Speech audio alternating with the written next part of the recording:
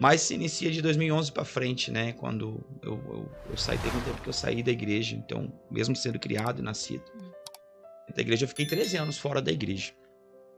Esses 13 anos fora, eu toquei pro mundo, eu tocava, cantava pro mundo e vivi disso, né?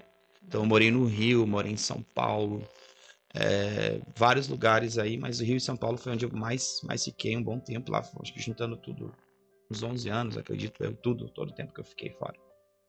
E conhecedor da palavra, né?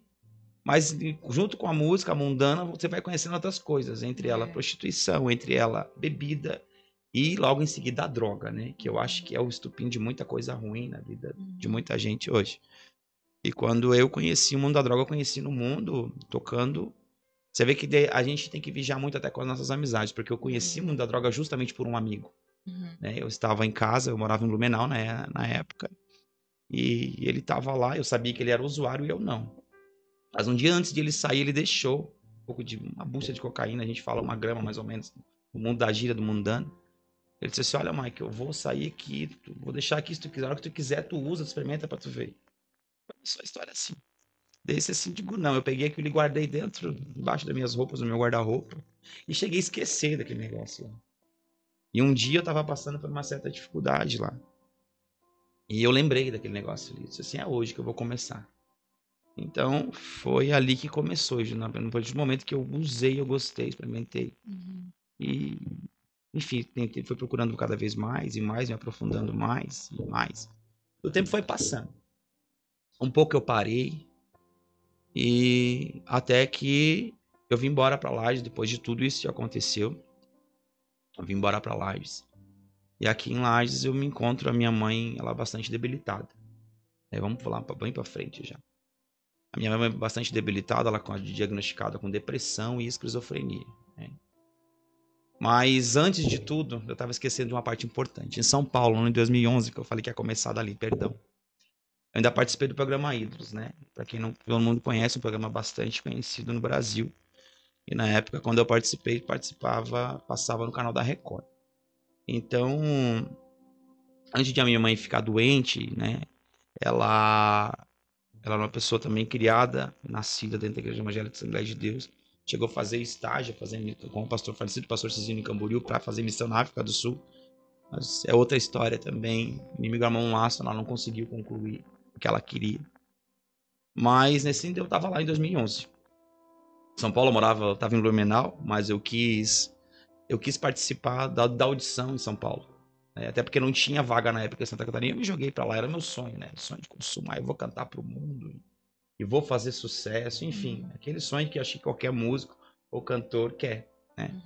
Investi muito nisso, investi um bom dinheiro na época e me joguei para São Paulo. Mal conhecia São Paulo, mas me joguei para lá. Tinha 17 mil pessoas no estádio do Canindé, em São Paulo, no estádio da Portuguesa. Nós estávamos lá passando fase por fase. Cada fase que eu passava, eu ligava para minha mãe. Mãe, passei de fase. E assim foi, e assim foi. Ela nunca falava nada. Até que um belo dia, quando eu cheguei na 4ª fase, os jurados lá eram Rico Bonadio, Marco Camargo e Luiz Apóstolo. Pessoas do mundo da música que são grandes, né? Pessoas que entendem, sabe? E eu fui desclassificado, nunca me esqueça, pela Luiz Apóstolo, né? Então, na época, existia um classificado muito sertanejo, e eu tava cantando sertanejo na época. E ela falou assim: ó, você canta muito, você isso, aquele outro, mas não é o que eu tô procurando hoje. Sertanejo eu já tenho bastante aqui. E aquilo, de certa forma, destruiu o meu mundo. Porque eu tinha investido alto naquilo ali. Faltou muito pouco para mim ficar entre os 10 finalistas do Brasil para entrar lá, né? Faltou muito pouco mesmo. Então eu fiquei em 4º lugar em São Paulo, não no Brasil. Vou deixar isso bem claro, pessoal. Mas 4º lugar no Brasil, não. Em São Paulo, tinha 17 mil pessoas lá, eu fiquei em 4º.